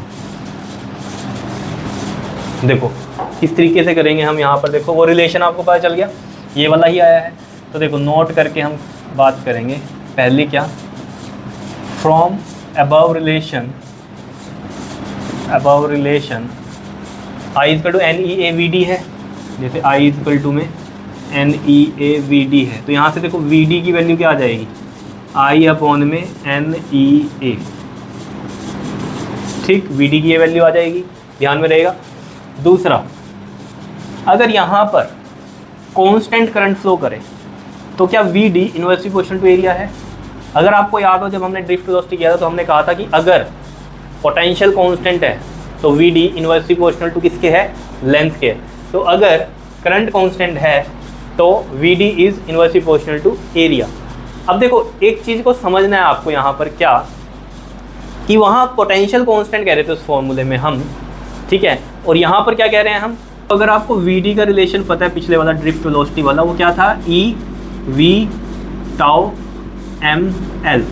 तो अगर यहाँ ये कांस्टेंट होती है, ये भी कांस्टेंट होता है, ये भी कांस्टेंट होता है, तो v अगर कांस्टेंट हो, अगर हमने कहा था, तो इन्वर्सली प्रोपोर्शनल होता है लेंथ के। तो यहाँ पर क्या है, अगर i कांस्टेंट है तो इन्वर्सली प्रोपोर्शनल है एरिया के। तो सीरीज पैरेलल की कहानी यहाँ से पता चलती है। पोटेंशियल कांस्टेंट कहाँ होता है, पैरेलल में, तो पैरेलल में ये फॉर्मूला लगेगा, इन्वर्सली प्रोपोर्शनल टू लेंथ होगा। और सीरीज में क्या होता है, करंट सेम होता है, यानी करंट कांस्टेंट होता है सीरीज में, तो यानी कि यहाँ पर क्या होगा, इन्वर्सली प्रोपोर्शनल टू एरिया, तो ये सीरीज में यूज़ होगा। करंट सेम सीरीज में यूज़ होगा, पोटेंशियल सेम तो कहाँ यूज़ होगा, पैरेलल में यूज़ होगा। अभी एक क्वेश्चन कराऊंगा उसमें आपको समझ में आ जाएगा ये, ठीक है, क्लियर है इतनी बात। तो यहाँ मैं लिख देता हूँ, ये हटाओ अब, ठीक है, समझ में आ गया आपको। ये देखो, if constant current flow through the conductor, तो क्या होता है आपके पास, through the conductor, then v d is inversely proportional to area. मतलब तो यहाँ पर अगर एरिया बढ़ गया, अगर बढ़ेगा एरिया तो ये चीज़ कम हो जाएगी, तो एरिया बढ़ने पर ड्रिफ्ट वेलोसिटी कम होगी, और एरिया कम होगा अगर, तो ड्रिफ्ट वेलोसिटी क्या हो जाएगी, ज़्यादा हो जाएगी। क्लियर है इतनी बात, बताओ कोई दिक्कत इसमें, ठीक है। तो ये आप करो जरा नोट इसको, फिर मैं एक क्वेश्चन करवाता हूँ आपको, और फिर इसमें एक टॉपिक है आपका मोबिलिटी वाला, वो भी करेंगे, और फिर यहीं पर इस लेक्चर को ख़त्म करेंगे। करो जल्दी से इसको नोट। हाँ जी, देखिए ये क्वेश्चन है आपके पास, जिसमें आपके पास दोनों फॉर्मूले यूज़ होंगे जो हमने ड्रिफ्ट वेलोसिटी का निकाला है, और एक जो करंट और ड्रिफ्ट वेलोसिटी के रिलेशन से हमने एक ड्रिफ्ट वेलोसिटी का फॉर्मूला किया था वो। देखो यहाँ पर आपके पास सॉल्यूशन में देखो एक चीज़ को समझो कि जो हमारे पास जो फॉर्मूले बने हैं वो क्या बने थे। एक तो बना था वी डी का, कौन सा बना था, ई वी टाउ, और नीचे था हमारा एम एल, ये फॉर्मूला बना था। और एक और बना था v d is equal to में, याद हो अगर आपको, आई इज इक्वल टू में n e a v d से बना था, v d is equal to में आई अपॉन में क्या आया था, एन ई ए। तो यहाँ से अगर आप देखो, अगर हमारा पोटेंशियल कांस्टेंट है, देखो ये चीज़ तो कांस्टेंट है, ये भी कांस्टेंट है, मास भी कांस्टेंट है, तो अगर पोटेंशियल कांस्टेंट हो जाए तो एल के इन्वर्सली होगा। तो इस वाले से जो रिलेशन से बनता है हमारा, वो क्या बनता है, इन्वर्सली प्रोपोर्शनल टू लेंथ। और यहाँ पर आपको पता है एन, ये भी कांस्टेंट टर्म है और ये भी कांस्टेंट है, बचा आई और ए। अगर करंट कांस्टेंट हो जाए तो जो वी डी है इन्वर्सली प्रोपोर्शनल हो जाता है एरिया के, ठीक है। ये चीज़ आपको क्लियर है यहाँ से। अब पढ़ो क्वेश्चन को, कहता है दो कंडक्टर्स हैं having length 1:3 and area of cross section 3:7, find the ratio of the drift velocities if these are connected in series. मतलब आपको रेशियो बतानी है ड्रिफ्ट वेलोसिटी की जब सीरीज में कनेक्टेड है और जब पैरेलल में है। देखो अगर हम फर्स्ट बात करें कि इन सीरीज क्या होता है आपके पास, बताओ, करंट जो होता है वो क्या होता है, सेम होता है, करंट रिमेन सेम, या फिर हम बोल देते हैं कांस्टेंट, ठीक है। तो अगर करंट कांस्टेंट है तो ये वाली कहानी चलेगी, करंट कांस्टेंट है तो इन्वर्सली प्रोपोर्शनल टू एरिया है, तो जो वी डी है इन्वर्सली प्रोपोर्शनल होगा एरिया के, तो यानी कि वी डी 1 जो होगा वो इन्वर्सली प्रोपोर्शनल होगा एरिया 1 के, और वी डी 2 भी होगा वो कि 1/A2 के। तो यहाँ पर जो आपको गिवन है लेंथ है 1:3, यानी कि L1/L2 1:3 है तो 1/3, और एरिया अगर हम देखें A1/A2 ऐसे लिख सकता हूँ ना, रेशो वालों को ऐसे डिवाइड में, तो ये 3/7 है। तो एरिया की बात हो रही है, तो यहाँ से देखो ज़रा, एरिया 1 के लिए 3 है, तो मैं यहाँ से लिखूँगा 1/3, VD2 के लिए लिखूँगा 1/, बताओ A1 कितना है, यहाँ से देख लो ना, 3 है, और A2 का 7 है, तो ये 7 हो गया। तो यहाँ पर जब हम रेशो देखेंगे VD1 अपॉन में VD2, तो यहाँ से हम क्या देखेंगे, ये चीज़ अगर हम इसको इक्वल टू ऐसे कर लें तो कोई दिक्कत नहीं है यहाँ पर, ठीक है, ऐसे समझने के लिए अपने, ठीक है। तो ये देखो 1/3 ये हो गया और 1/7 ये हो गया। तो यहाँ से मैं ऐसे लिख सकता हूँ 1/3 इंटू में 7/1, तो कितना आ गया ये 7/3, यानी कि ये रेशो तो आ गई 7:3। बताओ कोई दिक्कत। ऐसे ही हम सेकंड वाला कर लेंगे। सेकंड वाले में क्या कहता है हमें कि इन पैरेलल, तो इन पैरेलल हमें पता है क्या होता है, in parallel potential remain same या कांस्टेंट। तो इस केस में जो वी डी है वो इन्वर्सली प्रोपोर्शनल होता है किसके, लेंथ के। ये चीज़ यहाँ से पता है हमें, ठीक है, लेंथ के होता है। तो वी डी वन क्या हो जाएगा 1/L1 और वी डी टू क्या हो जाएगा 1/L2। तो यहाँ से देखो ज़रा, अगर हम यहाँ से देखें v d one is equal to कर दूँ इसको 1/L1 1 है और we d to 1/L2। L2 कितना है यहाँ से देखो 3, L1 1 था तो 1 रखा और ये 1/में कितना है L2 कितना है वहाँ से देखो 3 है तो 3 हो गया। तो जब हम इसको रखेंगे वी डी 1/में वी डी टू तो ये 1/1 और ये 1/3, तो इसको लिखेंगे 1/1 इंटू में 3/1। तो कितना आ रहा है ये 3/1, इट मीन्स कितना हो गया ये 3:1 हो गया। क्या इतनी बात क्लियर है या नहीं है बताओ, बताओ जी, समझ में आया? बिल्कुल सिंपल सा क्वेश्चन था लेकिन पता होना चाहिए कि कैसे किया है और कैसे हम यूज़ कर रहे हैं इनका फॉर्मूलों का। क्लियर है जी, बताओ, ठीक है, करो इसको नोट, फिर हम आगे करते हैं मोबिलिटी। पहले इसको कर लो नोट, जल्दी से करो।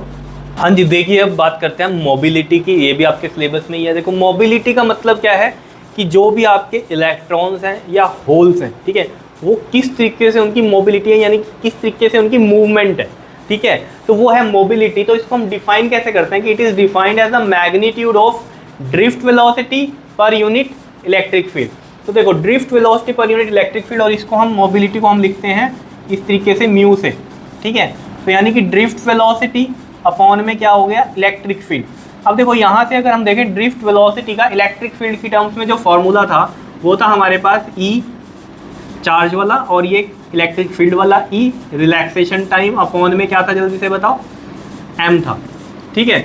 और ये अपॉन में क्या हो जाएगा हमारे पास ई, तो यहाँ पर ई लिख दूँ मैं ये अपॉन में, ठीक है। तो ये ई से ई कैंसिल हो गया, क्या आया हमारे पास ई टाओ बाय एम।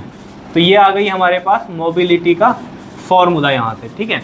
अब यहाँ पर अगर हम बोलें कि मोबिलिटी ऑफ इलेक्ट्रॉन की अगर हम बात करें दैट इज़ म्यू ई, वो क्या हो जाएगी, चार्ज तो वही रहे एक ही है इलेक्ट्रॉन पे भी प्रोटॉन पे भी, रिलैक्सेशन टाइम यहाँ पर इलेक्ट्रॉन का होगा और ये मास ऑफ इलेक्ट्रॉन होगा।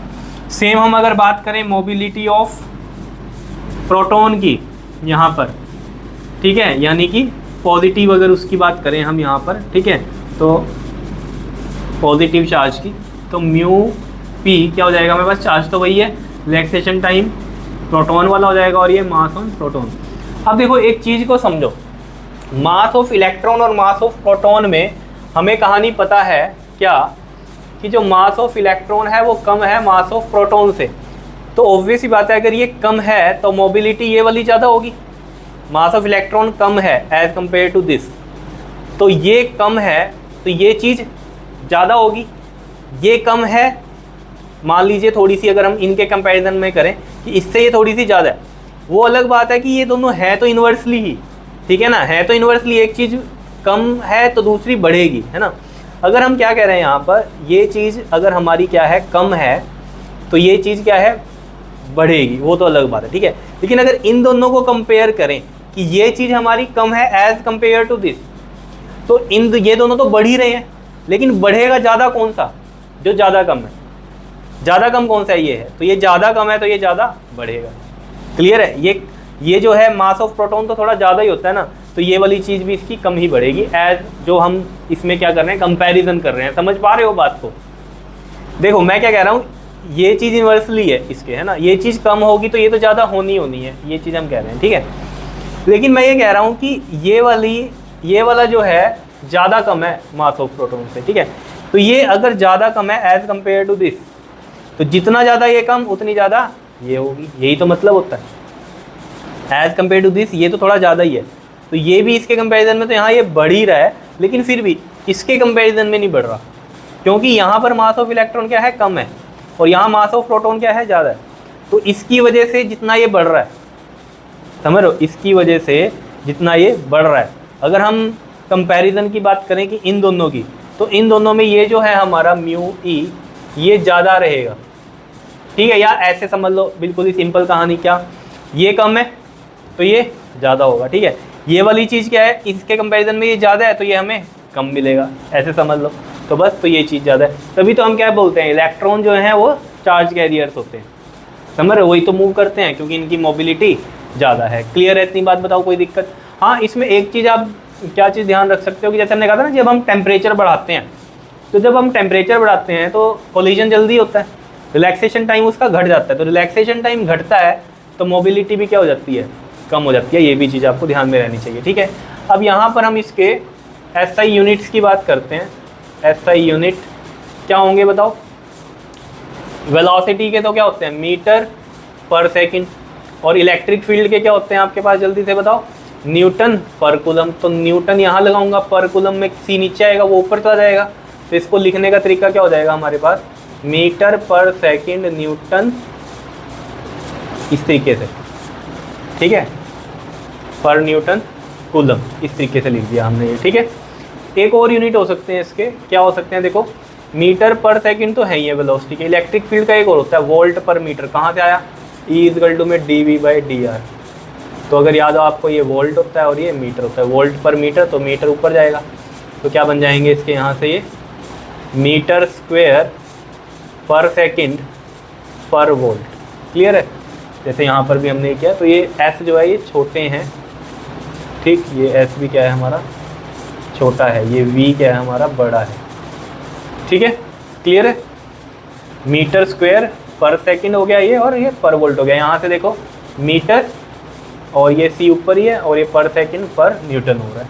क्लियर है इतनी बात, आया समझ में? अगर इसके आप डायमेंशंस निकालना चाहो मोबिलिटी के, तो वो भी हो सकते हैं। देखो डायमेंशंस भी बहुत ईजी हैं।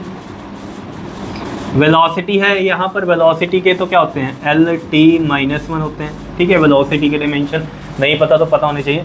इलेक्ट्रिक फील्ड के देखो क्या होते हैं, अगर हम देखें इलेक्ट्रिक फील्ड के, तो इलेक्ट्रिक फील्ड क्या होता है आपके पास, F/Q होता है। F के आपको पता है क्या होते हैं, MLT-2, और Q के क्या होते हैं, AT होते हैं, पता होगा ये तो M और L A-1 हो गया, या पहले मैं T लिख लूँ, T देखो -2, और ये ऊपर जाके -1, तो -3 हो गया, और A हो गया -1।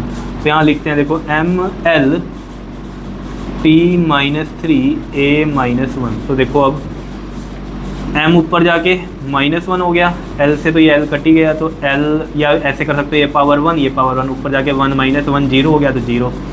T देखो कितना होगा, -1 प्लस का 3, तो प्लस का 2 आ जाएगा, -1 प्लस का 3, -1 प्लस का 3 plus minus minus sign which is greater, तो 2 आ जाएगा, ठीक है। और A कितना आ जाएगा हमारे पास, ऊपर 1 आ जाएगा। तो ये आ गए इसके डायमेंशंस, ML0, T2 और A1 ऊपर जाके प्लस का 1 हो गया, ठीक है। बताओ जी, समझ में आया ये? ठीक, तो ये कर लेना अभी जितने टॉपिक मैंने इसके कराए हैं, ठीक है। और फिर हम आगे बात करेंगे इसमें ओम्स लॉ की, रेजिस्टर्स के बारे में, उनके कम्बिनेशंस के बारे में, ठीक है। तो बस यही है, डे बाय डे हम इसको करते चलेंगे, ठीक। बस मेन काम आप ही का है, क्या है, नोट्स प्रॉपर बनाते रहो, पढ़ते रहो, ठीक है। कोई डाउट होता है तो मुझे आप मैसेज कर दिया करो। इंस्टा आईडी भी होगी आपके पास, और फेसबुक भी आईडी भी होगी डायनेमिक विद्यापीठ के नाम से, वहाँ पर भी आप मैसेज कर सकते हो, कोई भी अगर डाउट है आपका, नहीं तो कमेंट में भी आप पूछ सकते हो। क्लियर है? ठीक है जी, तो पढ़ते रहो, मुस्कुराते रहो। Okay, thank you.